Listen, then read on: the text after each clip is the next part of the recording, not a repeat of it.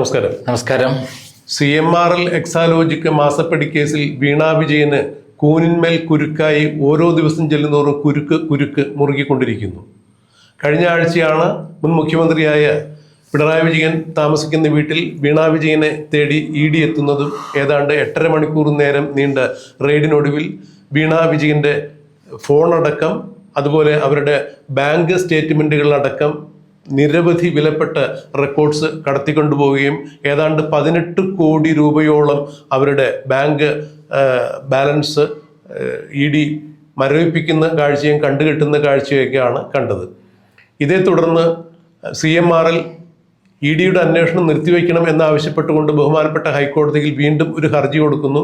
എന്നാൽ ആ ഹർജി ബഹുമാനപ്പെട്ട ഹൈക്കോടതി തള്ളുകയും EDക്ക് അന്വേഷണ നടപടിയുമായി മുന്നോട്ട് പോകാമെന്നും വീണയെ വേണമെന്നുണ്ടെങ്കിൽ ചോദ്യം ചെയ്യാമെന്നും എന്നുള്ള രീതിയിലേക്ക് കാര്യങ്ങൾ മറിഞ്ഞതോടുകൂടി കൂടുതൽ തെളിവുകൾ ശേഖരിച്ചുകൊണ്ട് ഈ കേസിൽ വീണയിലേക്ക് ED എത്തുന്നു എന്നാണ് മനസ്സിലാക്കാൻ കഴിയുന്നത്.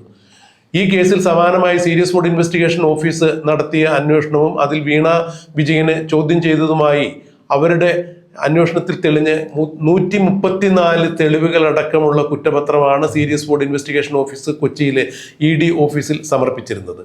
ഇന്നിപ്പോൾ സീരിയസ് ഫ്രോഡ് ഇൻവെസ്റ്റിഗേഷൻ സമർപ്പിച്ച ആ കുറ്റപത്രത്തിൽ പരാമർശിച്ചിരുന്ന അനുബന്ധ തെളിവുകൾ എന്ന രീതിയിൽ 134 തെളിവുകളും അതിൻ്റെ വിശദാംശങ്ങൾ ലഭ്യമാക്കണമെന്ന് ആവശ്യപ്പെട്ടുകൊണ്ട് ED കൊച്ചിയിലെ PMLA കോടതിയിൽ ഹർജി നൽകിയിരിക്കുന്നു. ഇന്ന് അതിൽ വാദം കേൾക്കുന്നു എന്ന് പറയുമ്പോൾ തീർച്ചയായും സീരിയസ് ഫ്രോഡ് ഇൻവെസ്റ്റിഗേഷൻ ഓഫീസിന്റെ കണ്ടെത്തലുകൾ EDക്ക് കൈമാറ്റം ചെയ്യപ്പെടുകയാണെങ്കിൽ വീണ വിജയനെ സംബന്ധിച്ചിടത്തോളം അത് നിയമപരമായ വലിയ കുരുക്കിലേക്കും ED ഈ വസ്തുതകൾ, അതായത് ഈ 134 തെളിവുകൾ സഹിതം വീണ വിജയനെ ചോദ്യം ചെയ്യുമ്പോൾ അവർ തീർച്ചയായും നിയമപരമായ മറ്റൊരു പ്രതിസന്ധിയിലേക്ക് ചെന്ന് ചാടും എന്നുള്ളതാണ് മനസ്സിലാക്കാൻ കഴിയുന്നത്.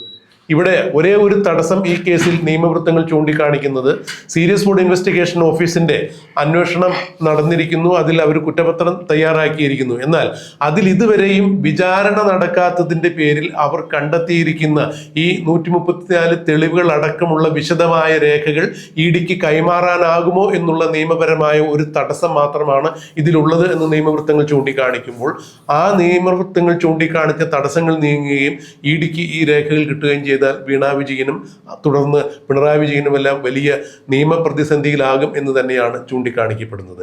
ഈ കേസുമായി ബന്ധപ്പെട്ട് ആദ്യം മുതൽ തന്നെ നിരവധി വാർത്തകൾ നൽകുകയും ഈ കേസുമായി ബന്ധപ്പെട്ട് സീരിയസ് ഫ്രോഡ് ഇൻവെസ്റ്റിഗേഷൻ ഓഫീസിൽ കക്ഷി ചേരുകയും ചെയ്ത ഷോൺ ജോർജുമായി ഈ കേസിനെ കുറിച്ച് നിരവധി തവണ ചർച്ച ചെയ്യുകയും ചെയ്തിട്ടുള്ള നന്ദകുമാർ സാറിന് ഇതേക്കുറിച്ച് എന്താണ് പറയാനുള്ളത്? ഇപ്പോൾ വന്നിരിക്കുന്ന 134 തെളിവുകൾ വളരെ അതീവ ഗൗരവമുള്ളതാണ് എന്നുള്ളതാണ് സത്യം.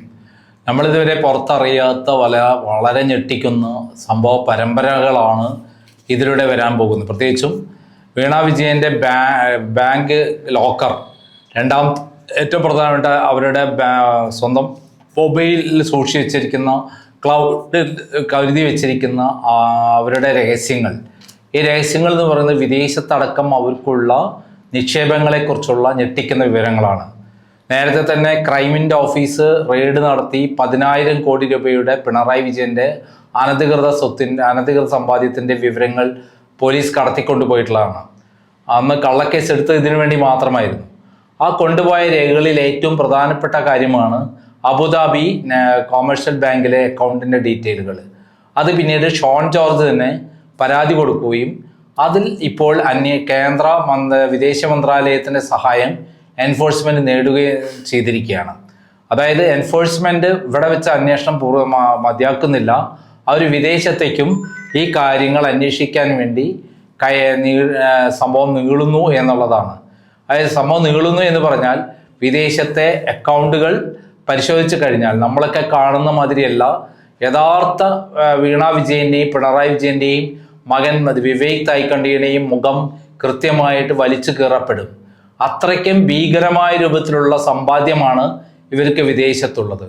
ലാവ്ലിൻ കമ്പനിയിൽ നിന്ന് വന്ന പണം, അതേപോലെ പ്രൈസ് വാട്ടർ കൂപ്പറിൽ നിന്ന് വന്ന പണം, അതേപോലെ തന്നെ ഇത് ഇപ്പോൾ CMRL കമ്പനിയുമായി ബന്ധപ്പെട്ട പണ ഇടപാടുകൾ എല്ലാം തന്നെ ലൈഫ് മിഷൻ തുടങ്ങിയ ഒത്തിരി കാര്യങ്ങളുണ്ട്.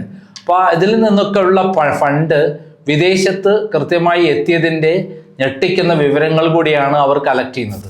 ഇതിനവർ കേന്ദ്ര വിദേശ മന്ത്രാലയത്തിൻ്റെ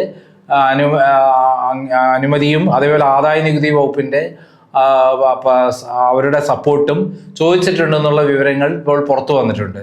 അങ്ങനെ വരികയാണെങ്കിൽ വളരെ ഗുരുതരമായ ഒരു ഭവിഷ്യത്തിലേക്കാണ് വീണ വിജയനും അതേപോലെ പിണറായി വിജയനും അതേപോലെ വിവേക് തായ്ക്കണ്ടിയെല്ലാം പോയിക്കൊണ്ടിരിക്കുന്നത്. നേരത്തെ തിരുവനന്തപുരത്ത് വീട് റെയ്ഡ് ചെയ്തപ്പോൾ, വീണ വിജയൻ്റെ വീട് റെയ്ഡ് ചെയ്തപ്പോൾ അന്ന് ഗുരുതരമായ രൂപത്തിൽ അവർ ED ആക്രമിച്ചത്, വെളുക്കാൻ തേച്ചത് പാണ്ടായി എന്നുള്ളതാണ് സത്യം. അതോടുകൂടിയിട്ട് ED വളരെ ശക്തമായ രൂപത്തിൽ ഉണർന്ന് പ്രവർത്തിക്കുകയും ഇപ്പോൾ ഏത് വിധേനയും പിണറായി വിജയനെ പൂട്ടണം എന്നുള്ള രൂപത്തിലേക്ക് കാര്യങ്ങൾ എത്തുകയും ചെയ്തു എന്നുള്ളതാണ്. അതിലുപരിയായിട്ട് കേന്ദ്ര ഗവൺമെന്റിന് ഇപ്പോൾ പിണറായി വിജയനെ കൊണ്ട് പഴയ മാതിരി ആവശ്യമൊന്നുമില്ല താനും. ഈ കഴിഞ്ഞ ഇലക്ഷൻ കഴിയുന്നവരെ കോൺഗ്രസ് മുക്ത ഭാരതം എന്നുള്ള പേരിൽ പിണറായി വിജയന് സപ്പോർട്ട് ഉണ്ടായിരുന്നു. എന്നാൽ കഴിഞ്ഞ ഇലക്ഷന് തോപ്പിയിട്ട് ആകെ തകർന്ന് തരിപ്പണമായതോടെ പിണറായി വിജയന്റെ എല്ലാ ശക്തിയും ക്ഷയിച്ചു എന്നതുകൊണ്ട് ഇപ്പോൾ ആ ശക്തി ക്ഷയിച്ചില്ലാതായ പിണറായി വിജയനെ സംബന്ധിച്ചിടത്തോളം കേന്ദ്രത്തിന് ആവശ്യമില്ല. പല്ലുപോയ സിംഹത്തിനെ ആർക്ക് വേണം എന്നുള്ള നിലയിലേക്കാണ് കാര്യങ്ങൾ പോകുന്നത്. എന്നാൽ കേരളത്തിൽ ഇനി പിണറായി പാർട്ടി വളരണമെങ്കിൽ, BJP വളരണമെങ്കിൽ CPM-ന് പിണറായി വിജയനെതിരെയുള്ള കേസുകൾ ശക്തമാക്കുകയും ഭാര്യയും മകളും മകനുമെല്ലാം അറസ്റ്റ് ചെയ്യപ്പെടുമ്പോൾ പാർട്ടി തകർന്ന് തരിപ്പണമാകുകയും അത് ഗുണമായി തീരുന്നത് BJPക്കാണ് എന്നുള്ള ഒരു കണക്കുകൂട്ടലുമാണ് ഇപ്പോൾ കേന്ദ്രം BJPക്കുള്ളത്.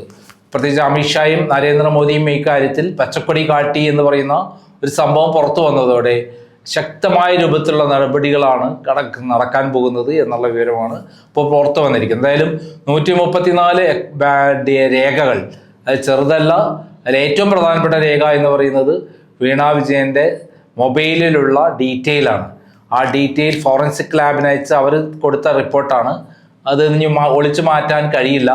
അത് രേഖാമൂലം കോടതി റെക്കോർഡാകുമ്പോൾ വീണ വിജയൻ ജയിലിലേക്ക് തന്നെ എന്നുള്ളതാണ് നമുക്ക് മനസ്സിലാക്കാൻ പറ്റുന്നത്. സാർ, ഇവിടെ ഈ കേന്ദ്ര സർക്കാർ ഇത്രയും കാലം പിണറായി വിജയൻ എന്ന രാഷ്ട്രീയ നേതാവിനെ സംരക്ഷിച്ചു നിർത്തി കേരളത്തിൽ കോൺഗ്രസിനെ തകർക്കുക, BJP വളർത്തുക എന്നുള്ള ഉദ്ദേശത്തോടു കൂടിയാണ് എന്നുള്ളൊരു വശം രാഷ്ട്രീയ നിരീക്ഷകർ ഉൾപ്പെടെയുള്ള ആളുകൾ അത് ശരിവെച്ചിട്ടുണ്ടായിരുന്നു. എന്നാൽ ഇപ്പോൾ സാറ് പറഞ്ഞതുപോലെ കേന്ദ്ര BJP നേതൃത്വം പിണറായി വിജയനെ ഉപേക്ഷിച്ചു എന്ന് പറയുന്നത് പോലെ പിണറായി വിജയൻ ഏത് തരത്തിലുള്ള അഴിമതി നടത്തിയാലും അതിനെല്ലാം വെള്ളപൂശിക്കൊണ്ടിരുന്ന, അതായത് തിരുവനന്തപുരത്ത് ED റെയ്ഡ് വന്നപ്പോൾ വരെ പിണറായി വിജയനെ തകർക്കുക വേണ്ടിയാണ് ED റെയ്ഡ് നടത്തിയത് എന്ന് ഒരു ഭാഷ്യത്തോടുകൂടി അല്ലെങ്കിൽ അങ്ങനെ ഒരു നറേഷൻ ഉണ്ടാക്കി ED ആക്രമിച്ച കേസ് വരെ വലിയ കോലാഹലം തീർത്തപ്പോൾ ഇപ്പോൾ CPM നേതൃത്വ നിര പോലും പിണറായി വിജയനെ കൈവിട്ടിരിക്കുന്നു എന്നുള്ള ചില സ്റ്റേറ്റ്മെന്റുകളാണ് പുറത്തു വരുന്നത്. കഴിഞ്ഞ ദിവസം മുൻ നിയമവകുപ്പ് മന്ത്രിയായിരുന്ന AK ബാലൻ തന്നെ പിണറായി വിജയന്റെ മകൾ വീണ വിജയൻ കള്ളപ്പണ ഇടപാട് നടത്തിയിട്ടുണ്ട്, അഴിമതി നടത്തിയിട്ടുണ്ട് എന്ന് EDക്ക് തെളിവുണ്ടെങ്കിൽ അവർ അന്വേഷിക്കട്ടെ, കാര്യങ്ങൾ കണ്ടെത്തട്ടെ, നിയമപരമായി നടപടി സ്വീകരിക്കട്ടെ എന്ന് പറയുമ്പോൾ ഇത്രയും കാലം AK ബാലനെ പോലുള്ള നേതാക്കൾ അങ്ങനെയല്ല പറഞ്ഞിരുന്നത്. പിണറായി വിജയന്റെ മകളെ കരുവാക്കി പിണറായി വിജയനെ തകർക്കാൻ വേണ്ടി കേന്ദ്രം അന്വേഷണ ഏജൻസികളെ ഉപയോഗിച്ച് നടത്തുന്ന ഒരു തരം അന്വേഷണ പ്രഹസനമാണ് എന്നാണ് പറഞ്ഞിരുന്നത്. അത്തരത്തിൽ സംസാരിച്ചിരുന്ന, അഭിപ്രായപ്പെട്ടിരുന്ന നേതാക്കന്മാർ വരെ ഇപ്പോൾ പിണറായി വിജയനെ കൈവിടുന്നു എന്ന് പറയുമ്പോൾ ഇതിന്റെ യാഥാർത്ഥ്യം അവരും മനസ്സിലാക്കി, ഗൗരവ സ്വഭാവം മനസ്സിലാക്കിയിരിക്കുന്നു എന്ന് വേണ്ടേ മനസ്സിലാക്കാൻ. ഇപ്പോൾ മാർക്സിസ്റ്റ് പാർട്ടിയിൽ നടന്നുകൊണ്ടിരിക്കുന്നത് പിണറായി വിജയനും ഗോവിന്ദനും പാർട്ടിയിൽ നിന്ന് പുറത്തു പോകണം, അവർ വെഴുപ്പ് ഭാണ്ഡങ്ങളാണ് എന്ന് പറയുന്ന രൂപത്തിലേക്ക് സാധാരണ അണികൾ തന്നെ എത്തിയിരിക്കുന്നു എന്നുള്ള റിപ്പോർട്ടുകൾ പുറത്തു വന്നുകൊണ്ടിരിക്കുകയാണ്. അപ്പോൾ ഇപ്പോഴുള്ള MLA-മാർ ആരും മിണ്ടുന്നില്ലെങ്കിലും നമുക്കറിയാം ഈ പാർട്ടി ജില്ലാ കമ്മിറ്റികളിലും സാധാരണ കമ്മിറ്റികളിലും എല്ലാം തന്നെ പിണറായി വിജയൻ കേരളത്തിൻ്റെ CPM-ന് ബാധ്യതയാണ്, അതേപോലെ ഒരു കുടുംബ ബാധ്യതയാണ്, ഗോവിന്ദൻ ബാധ്യതയാണ് എന്നുള്ള നിലയിലേക്കാണ് വന്നുകൊണ്ടിരിക്കുന്നത്. നമ്മൾ ക്രൈം എന്താണ് മുമ്പ് പറഞ്ഞിരിക്കുന്നത് അതെല്ലാം ശരിവെച്ചുകൊണ്ട് എല്ലാ കാര്യങ്ങളും ഓരോന്നോരോന്നായി പുറത്തു വരുമ്പോൾ CPM-ലെ സാധാരണ പ്രവർത്തകർ വളരെ ശക്തമായ രൂപത്തിൽ ഇവരെ പാർട്ടിയിൽ നിന്ന് ഇവർ വിഴുപ്പുപാണ്ഡങ്ങളാണ്, പാർട്ടിക്ക് ഇനി വേണ്ട എന്നുള്ള നിലയിലേക്ക് കാര്യങ്ങൾ നീങ്ങുന്നു എന്ന് തന്നെയാണ് പുറത്തു വന്നുകൊണ്ടിരിക്കുന്നത്. അത് മൂർച്ഛിക്കാനേ സാധ്യതയുള്ളൂ. കാരണം ഓരോ ദിവസം വരുന്ന റിപ്പോർട്ടുകൾ അത്രയ്ക്കും ഭീകരമായ കാര്യങ്ങളായിരിക്കും കേരളത്തിൽ ഉണ്ടാവുക. ഇതെല്ലാം നമ്മൾ ക്രൈം നേരത്തെ പറഞ്ഞിട്ടുള്ളതാണ്. പിണറായി വിജയൻ കള്ളനാണെന്നും പെരുങ്കള്ളനാണെന്നും അതേപോലെ മാഫിയ തലവനാണെന്നും നേരത്തെ പലതവണ പറഞ്ഞിട്ടുള്ളതാണ്. ആ പറഞ്ഞിട്ടുള്ളതിനൊക്കെ വ്യക്തമായ തെളിവുകളുമുണ്ട്. ഇപ്പോൾ പാർട്ടിക്ക് തന്നെ ബോധ്യപ്പെടുന്നു എന്നുള്ള നിലയിലേക്ക് കാര്യങ്ങൾ പോകുന്നു. പാർട്ടി സംസ്ഥാന സെക്രട്ടറിയും അതേപോലെ മുൻ മുഖ്യമന്ത്രിയും കള്ളന്മാരാണ്, തട്ടിപ്പുകാരാണ്, അവര് പാർട്ടിക്ക് ഒരു ഗുണവുമില്ല, പാർട്ടിയെ നശിപ്പിക്കാൻ ഇറങ്ങിയ പാഴ്ജന്മങ്ങളാണ് എന്നുള്ള നിലയിലേക്കാണ് കാര്യങ്ങൾ നീങ്ങിയിരിക്കുന്നത്. എന്തായാലും അതിൻ്റെ ബഹിസ്ഫുരണം അധികം താമസിയാതെ ഉണ്ടാകും.